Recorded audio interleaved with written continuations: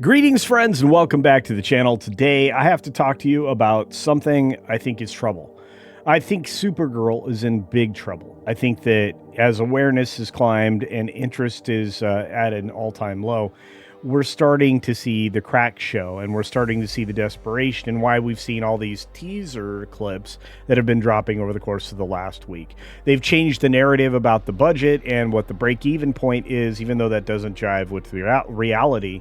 And I think we're all going to see a repeat of what happened to Blandalorian and Grey Goose. But hey, let's jump into the article and check it out.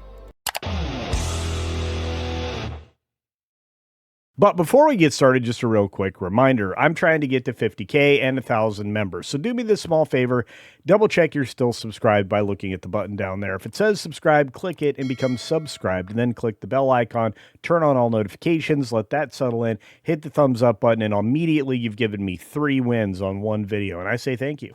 If you want to give us an overall win, though, all you have to do is watch this video completely, leave me a comment, and then watch another one of my videos from previous in the week. That really does lock me into your feed, and it helps every one of the creators that you enjoy if you just repeat that same process. All right, let's get into the story from Cosmic Book News. Cosmic Book News writes, Supergirl tracking awareness climbs, but interest won't budge. Yikes. That doesn't seem like that's a very good factor to be happening. And again, this is coming from Quorum and being reported by Puck Media, which I think is also included in the article. So Supergirl is getting more attention, but it isn't turning into interest. In other words, they're making more people aware that this movie exists and is coming to theaters, but nobody's really wanting to go. The pre-sale numbers aren't exactly hitting heavy, and the latest numbers from Quorum shared by Puck News have Supergirl awareness climbing 3 points to 56%, but interest is just sitting flat at 46%. When I looked at it the other day, it was even worse. They were not really picking up any ground on either of these fronts, and this is something I've started to do.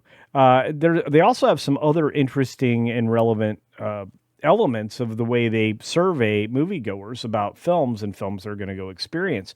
They actually have a metric that allows people to respond whether they're going to see it in a theater or wait for streaming. They also have a fee-free metric on there as well. So if they're given the opportunity to see it for free, maybe their interest rises quite a bit. But that doesn't work for cinematic releases. So it's showing a lot of negatives since a lot of films are struggling just to get to 50%. Quorum tracks movie awareness and interest through audience surveys, giving an early look at which upcoming films people know about and actually want to see. On the surface, awareness going up sounds like good news for DC Studios and Warner Brothers, but the problem is that it's supposed to do this, basically close to release. For more on the cast, you can certainly look at the other articles written by Cosmic Book News, but let's move forward. Awareness is supposed to pull interest up, which it's not doing. With Supergirl now, it's just over 2 weeks out from June 26th release, and the marketing push is doing its job on reach, meaning more and more people know when this film is coming out, and whether or not they might be interested in it seems to be where they're lacking. More people know about the movie than they did 2 weeks ago, but that didn't help at all. And the whole part of ramping up awareness in the final stretch is to convert it into interest, to take people who heard about the movie and turn them into people who want to buy a ticket. That conversion isn't happening at all. And that's not surprising. This has been a recent phenomena that was essentially the defining moments for Blandalorian and Grey Goose and other things that also tanked towards their release date, like Motu. Masters of the Universe isn't performing very well, and yet it's still in the $1 million club as we walk through Tuesday's box office. Who knows what Wednesday will look like? We'll know later today. But jumping back in, awareness is up there. Interest is up 0. More people are hearing about Supergirl and are deciding they still don't care. That doesn't sound like a winning proposition for DC, James Gunn, or Gillespie, who actually directed this disaster. The chick Anna isn't really a selling feature either, because she is kind of a radical idealist feminist that maybe isn't selling tickets. The storyline is based on Tom King's failure during the comic series, and there's nothing good about the outcome here. The only difference is it's including Lobo, which may be a win for fans, but are you going to go see a movie about Supergirl that has a few moments of Lobo or even Superman? I don't think so. I think you're going to wait for it to stream. But arguably, it's a worse signal than an interest drop that was covered 2 weeks ago when the number fell from 48 to 46. But a dip can be recovered. The flat line suggests that nobody's really wanting to see it. And that may already be set. I think it has been substantially. And of course, we recently talked about the Jackass movie. It's pulling or building momentum for the same day. And the comparison should worry Warner Brothers. That's right. The Best and Last opens the exact same day as Supergirl on June 26th. It sits at just 39 awareness, 41 interest, well behind Supergirl on name recognition. But the interest is up 5 points in the same window. So comparing likes for likes, that's not a good thing. The fifth Jackass movie is far lower awareness, is building a want to see, because there are people out there that are going to go see something that's established, something they followed in the previous 4 iterations. That makes a lot of sense.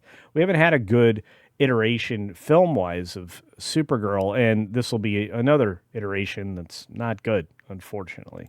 So with far lower awareness, more people are interested in seeing Jackass. The building of the want to see momentum is heading into a head-to-head weekend, while the DC 10 poll and 56 awareness can't add a single point.